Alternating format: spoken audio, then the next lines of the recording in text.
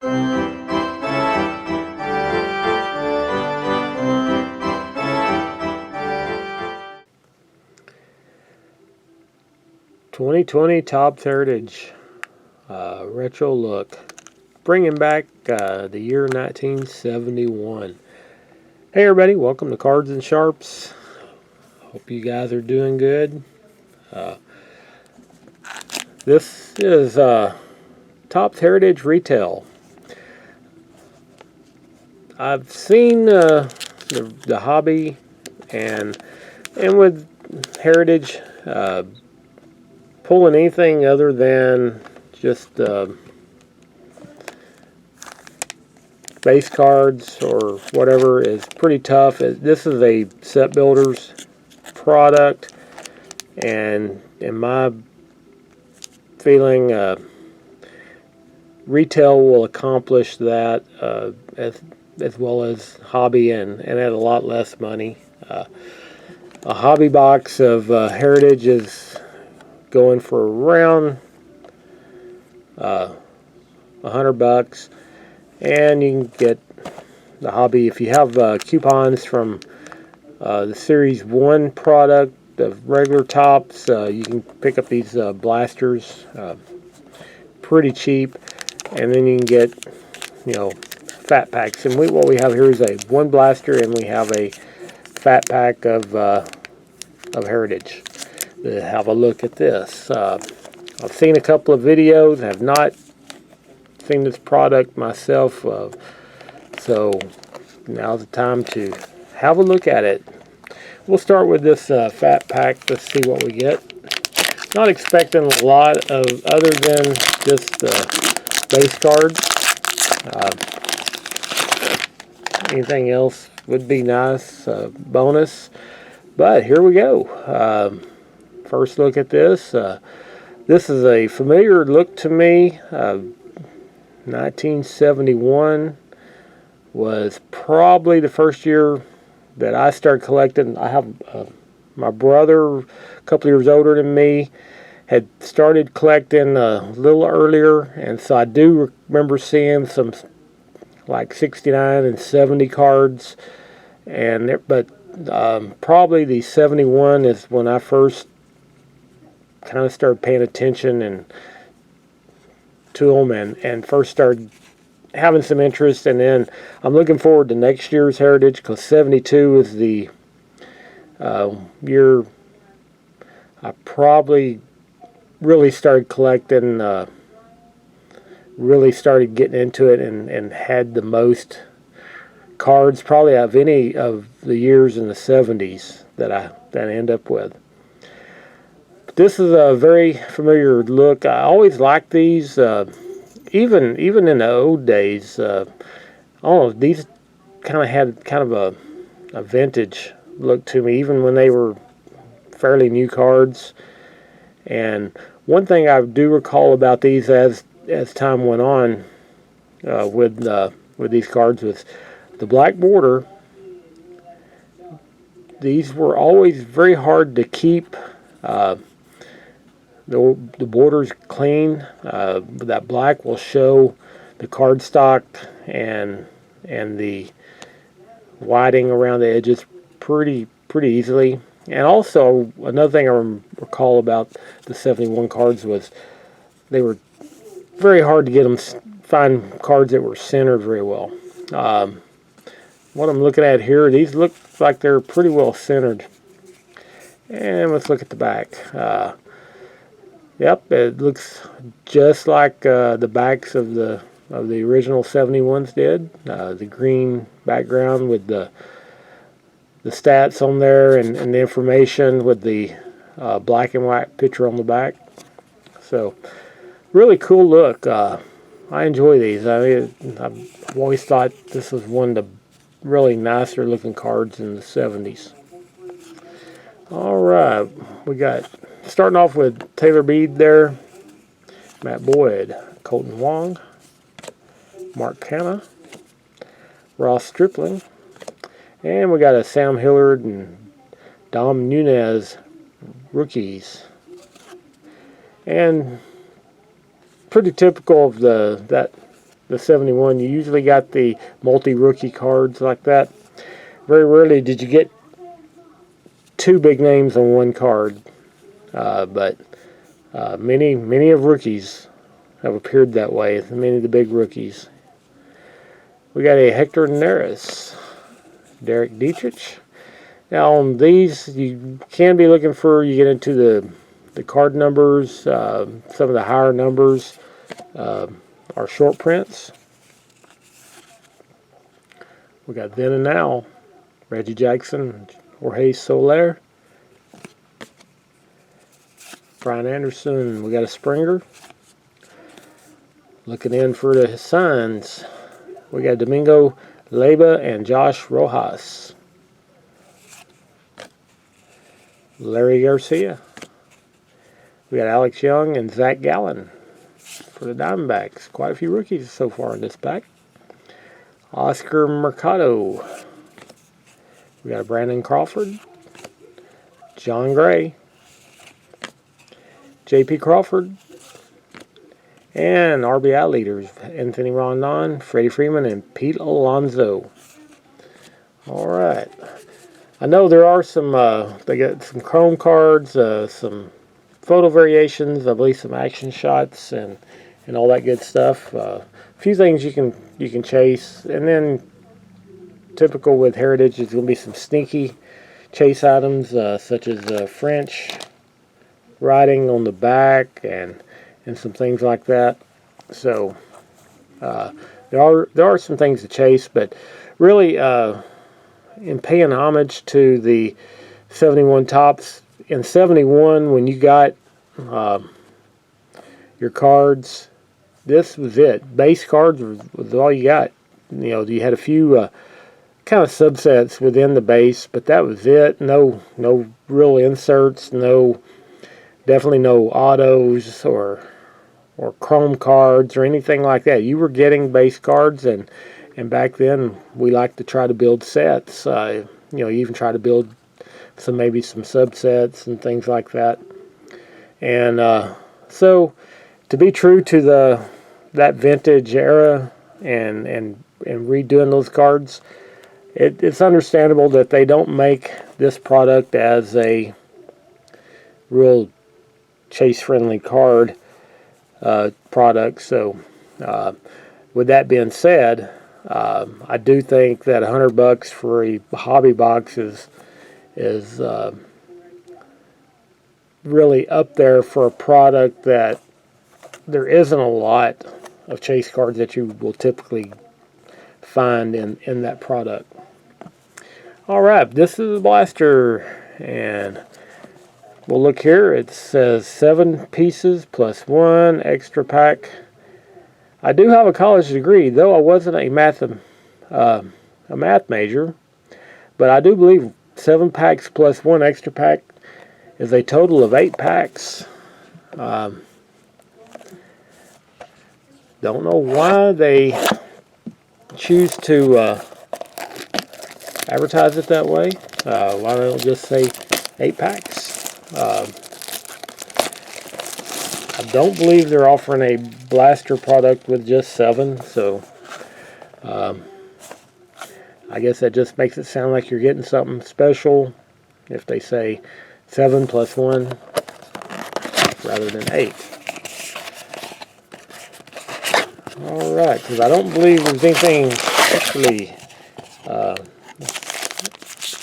unusual with the 8th pack. I know in the Series 1 blaster, the extra pack contains that rookie reprint type medallion card, so, but nothing like that in Heritage. So this just basically you're getting 8 packs. Alright, let's see how we go here. Like those packs, they remind me of more of the old wax packs from the 70s. Though in 71 you would have got a piece of gum in your pack. Alright, starting off with, we got a Carlos Correa, and we also have a really dinged up edge there, which is one of the things it makes it pretty noticeable on the black border. Velasquez, Panic, Larry Garcia again. We have those Diamondback rookies again, Alex Young and Zach Gallen. Scott Kingery, Nick Whitgren.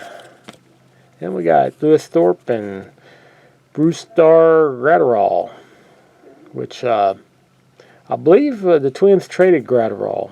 And originally it was part of that 3-4 team trade that sent Mookie Betts to the Dodgers, and then that fell out apart, and I think he would end up being traded separately on that deal. So I'll have to look up and see exactly where he ended up. If those you know, please comment and let us all know that.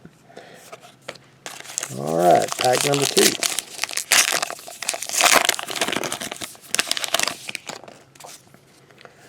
We have a World Series Greinke holds Washington 1-run card. Action shot of Greinke pitching there. Gregory Polanco, Ian Happ, who's hoping to rebound this year. Last year he got sent back down to the minors to kind of get himself straightened out, and we'll see if he is able to go to the big club and stick with them this year. All right, we got Dodgers. We got Dustin May and Gavin Lux. This is, I believe, one of those rookie cards with the 2 rookies on it that could ultimately be a dual threat with Dustin May and Lux. Both of these guys have a lot of potential and all-star potential, both of them. So that could be one of those really good rookie cards to have down the road. We got Blake Snell. We got Jose Quintana, Chris Davis, Randall Grichuk, and Cam Bedrosian.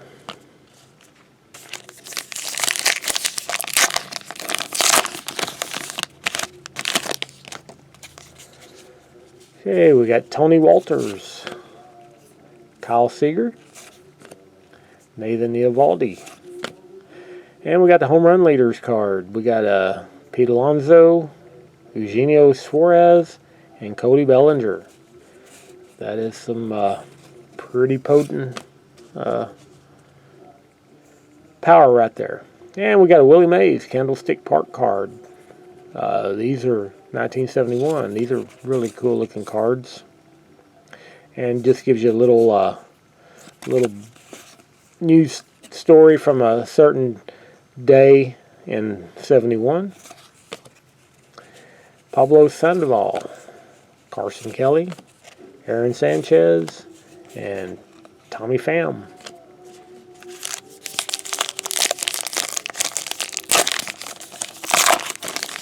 So far, nothing other than base cards, but Heritage is one of those products you kind of have to go back afterwards and look and see if you got some something unusual. Top Series 1 is kind of like that. You got a lot of chase cards, but you end up also having a lot of variation types and things like that you kind of have to go back. That it'll sneak in on you some items that you don't realize what you have when you first open. We got Shin-Soo Choo of Rangers, Polanco again, Ryan Presley, Miles McCullough, Dylan Cease, rookie, and that's first rookie we've seen with it on his own card right there. So, and he's not part of that dual card or multi rookies on the card. Look, and that autograph. All these have that facsimile autograph, and that one almost looks kind of real. Actually, it looks like it was pinned in there. It seems to be a little dent, but he used blue ink, it looks like, rather than just nope, but this is an autograph. I missed it. Down at the bottom it says Top Certified Autograph Issue. So there we have another autograph out of retail product. I've got this one sitting here from, pulled this out of just a retail fat pack. This was a Frank Thomas 85 Topps look and an on-card autograph of Frank Thomas there. And we now have a rookie Dylan Cease auto. And pretty good. Can't ask for a better result out of retail. And that is, yeah, I was thinking all these facsimile ones are all in black, and that one was blue. So it's kind of getting my attention. I just wasn't looking there at the bottom where it says Top Certified Autograph Issue. So a rookie autograph from Mr. Dylan Cease, and hopefully that he is a good producer. Would like to have one of the other big rookies, but we will take that one for sure. Did not expect that. Was not expecting an autograph out of retail product. We got a Clint Frazier, New York Yankees, Jack Flaherty, and we got a Bobby Bradley and Aaron Savale, Indians rookies, and Drew Verhagen. Is it possible then we could even get anything else out of this product? You know, the chances of getting 2 hits is, I'd say, really slim. We got Ian Desmond, Marco Gonzalez, Zach Greinke, Aaron Nola, Eloy Jimenez, Cup card. Suzuki comes through with a blast. Home run in the World Series card. We got Chris Archer. So far, it looks like a bust deal for the Pirates. Maybe he can pull it back together and have a good year this year. Jose Martinez, Cardinals. Mark Melancon, the Braves. We got three go. So, see what we can get here. Hopefully we can pull some of the top rookies. I'm not expecting any more hits, so I'll be happy with pull a few rookies out. We got Julio Teheran, Nicky Lopez, and we have World Series. Anibal flirts with a no-hitter and win. Freddie Peralta. We got a then and now, Joe Torre and Anthony Rendon.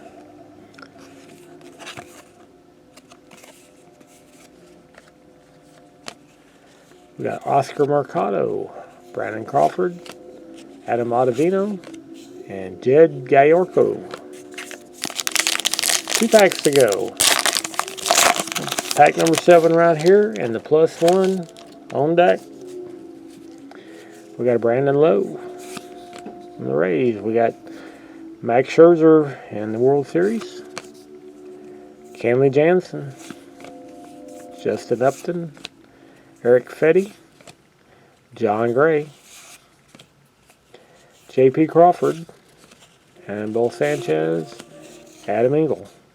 We have seen a few of these cards so far. I think we've pulled some of these repeats and some of the ones we pulled out of the fat pack. All right, the +1 8th pack, and we have Mike Minor vying to be opening day starter for the Rangers. I'd say the season he had last year, he earned that right, even though Lance Lynn had a good year as well, and they now have Corey Kluber, so should be a good 1-2-3 punch there in the starting rotation. We got Ozzie Albies here, Ronald Guzman, Alex Bregman, who was just a smidge away from claiming the American League MVP, just behind Trout. And we have a scratch-off, a D. Gordon team captain scratch-off card. think you open that up, and it's got some kind of game in there. See, back of the card for instructions. So we may look at that. I remember those from back in the day. You could sit and play a kind of a game with those. We got RBI leaders again. I've seen that card already once. We got Brad Peacock, Starling Castro, and we close it out with Lourdes Gurriel Jr. from the Blue Jays. All right, that is it for Topps Heritage Retail Look, a blaster and a fat pack. Let's just do a quick recap with some rookies. The best rookies is going to be the Gavin Lux Dustin May card. The rest of these guys, we'll just have to wait and see if they do anything in the future that is worthwhile and brings any value to their cards. But for now, they are kind of unknown, other than the Lux and May. And then, of course, we got the on-card autograph of Dylan Cease, and that is very cool card, and definitely was unexpected in a retail blaster. So, gotta call this definitely a fun and successful rip, and makes me want to go get some more. All right. Let me know what you think. What do you guys think about the look of the Topps Heritage? Do you like that black border 71 look? I definitely like it better than last year's look. They just seem so boring compared to modern cards, where these do have a nice look to them as far as just base set type cards go, and definitely bring back memories for me.